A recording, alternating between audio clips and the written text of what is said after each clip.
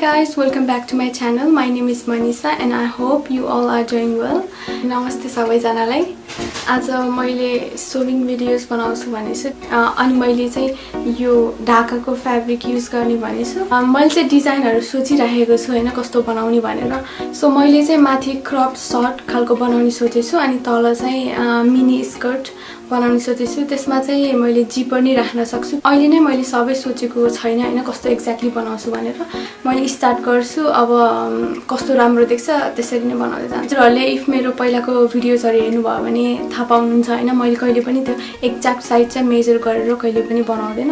अनि बनाउँछु अनि ट्राई गर्दै हेर्छु हैन कस्तो एडजस्टमेन्ट गर्न छ अनि त्यही अनुसारले चाहिँ बनाउँछु. अबको भिडियोमा चाहिँ मैले सबै प्रोसेसहरु देखाउँछु हैन कसरी बनाए भनेर.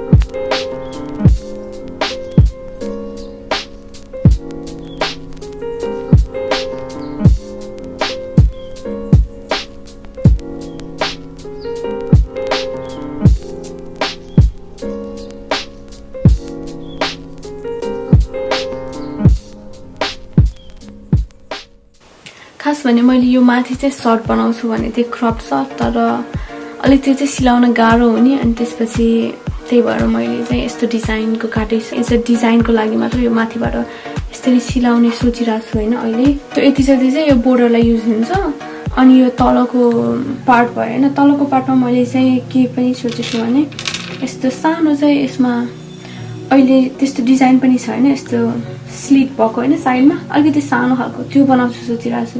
अनि स्लिट भइसकेपछि अनि माथि चाहिँ यस्तो बटन चाहिँ माथि आको बनाउने कि सोचिरहेको छु. अनि हामीसँग 5 वटा जति बटन्स छ हैन त्यही सोचिरहेको छु. तर अहिले अझै मैले फाइनलाइज चाहिँ गरेको छु हैन ठ्याक्कै एक्ज्याक्टली मैले के गर्छु भनेर.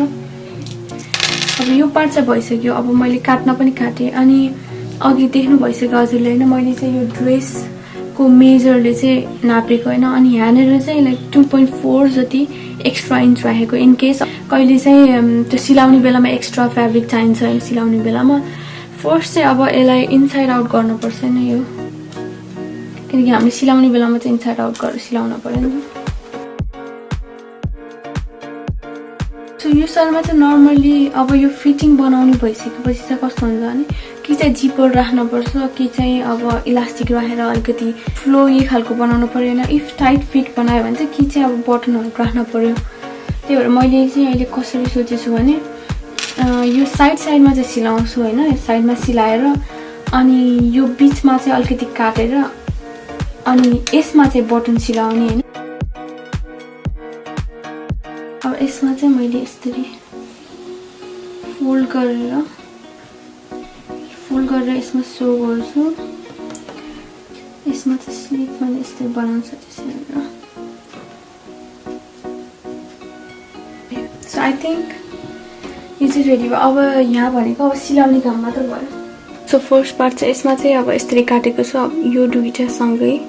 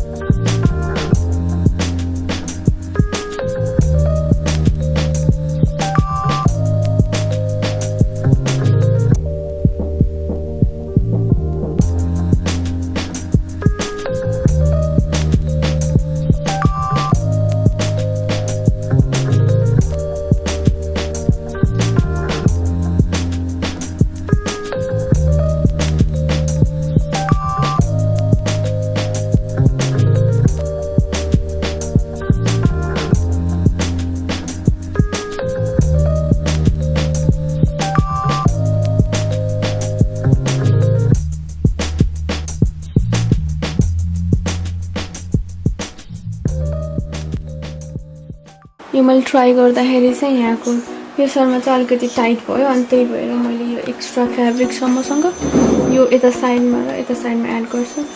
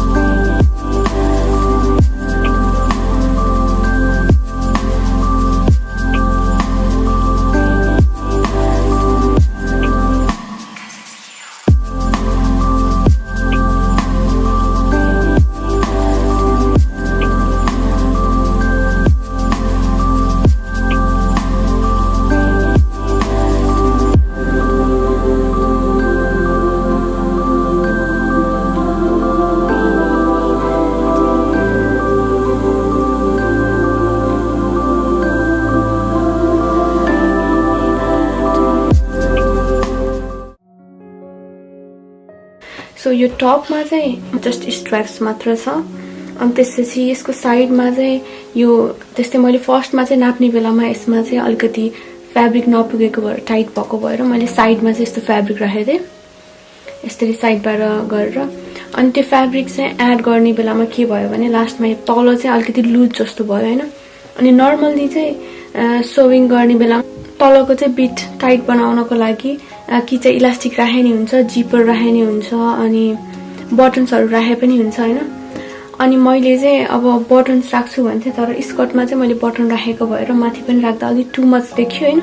अनि त्यही भएर मैले चाहिँ यतिकै यो साइडबाट चाहिँ यस्तो भित्रबाट चाहिँ हैन अलिकति छड्के तरिकाले चाहिँ मैले सिलाएको हैन यसरी। सो माथि चाहिँ लुज हुन्छ हैन, तल आइसकेपछि टाइट हुन्छ ठ्याक्क यसरी यसरी छड्के तरिकाले सिलाएको। त्यही भएर यहाँ पनि देख्न सक्नुहुन्छ हैन यसमा यो भयो नि यहाँ माथि चाहिँ अलिकति धेरै स्पेस छैन, तल गइसकेपछि थोरै छ यो एड गरेको जस्तो। सो दुई साइडमै त्यस्तो गरे त्यसपछि चाहिँ अहिले हेर्दाखेरि चाहिँ यस्तो हुन्छ। अनि यसको लागि चाहिँ जिपर पनि चाहिदैन केही पनि चाहिदैन किनकि माथिबाट छिराउने बेलामा चाहिँ यतिकै नै फिट हुन्छ। सो स्कर्टमा चाहिँ मैले के गरेँ भने यो माथि यस्तो बोर्डर बनाएँ अनि त्यसपछि तलको खास भने यो मैले सिलाउँछु भन्ने सोचेको थिएँ तर यो बोर्डर नै यतिकै नै डिजाइन जस्तो भएछ त्यही भएर मैले यो चाहिँ मैले हाइड गर्दिन सोचिरहेको छु। सो अब गर्ने पार्ट भनेको चाहिँ मैले हिजो यो बटन्सहरु सिलाएँ हैन, यो व्हाइट यसमा चाहिँ व्हाइट धागो राखेर सिलाएको छु पछाडी यस्तो गरेर यसमा चाहिँ 6 वटा युज गरेछु। अनि यसको डिजाइन चाहिँ अलिकति डिफरेन्ट बनाएको छु मैले नर्मली भन्दा चाहिँ।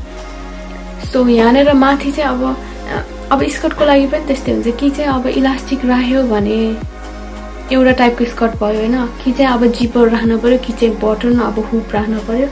मैले यसमा चाहिँ बटनको डिजाइन देखाउने तर युज गर्न चाहिँ हुप युज गर्ने सोचिरहेको छु। सो यसको लागि मैले हिजो त्यस्तै भयो स्कर्टमा पनि अलिकति अब हुप राख्ने भइसकेपछि अलिकति चाहिन्छ यहाँ फ्याब्रिक एक्स्ट्रा चाहिने भएर मैले यसरी यहाँ साइडमा सिलाएको छु हैन। अनि मैले चाहिँ अब डिजाइन पनि अलिकति यहाँनेर चाहिँ अलिकति सानो स्लिट बनाउने भएको भएर अनि यसरी बटन आइरहेको अनि तल चाहिँ बटन नभएर स्लिट भएको बनाउन खोजेको भएर यसमा चाहिँ अलिकति हातले सिलाएको छु। अब गर्ने पर्ने चाहिँ अब यसमा पनि अलिकति हातले सिलाउन पर्ने छ यहाँनेर अलिकति यहाँनेर। अनि त्यसपछि लगाउने बेलामा चाहिँ यस्तो हुन्छ हैन यसरी लगाउने अनि यहाँनेर चाहिँ बटन हुन्छ।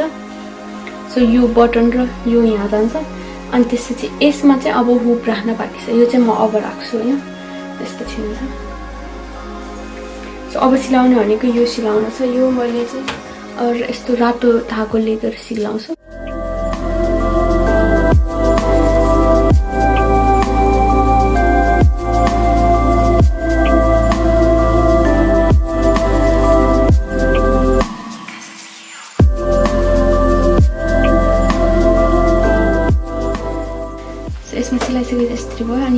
यता चाहिँ होइन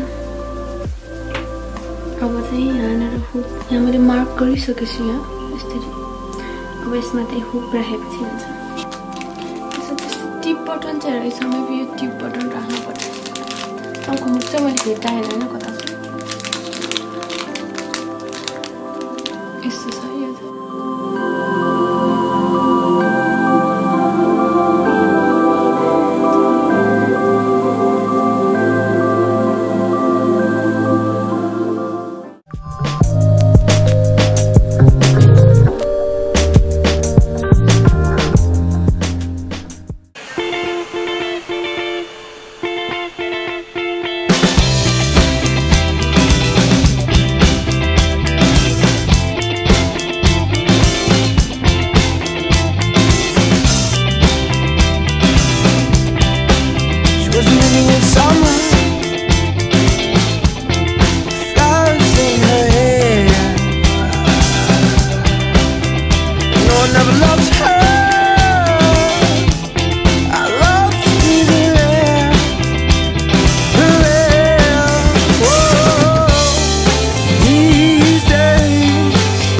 Now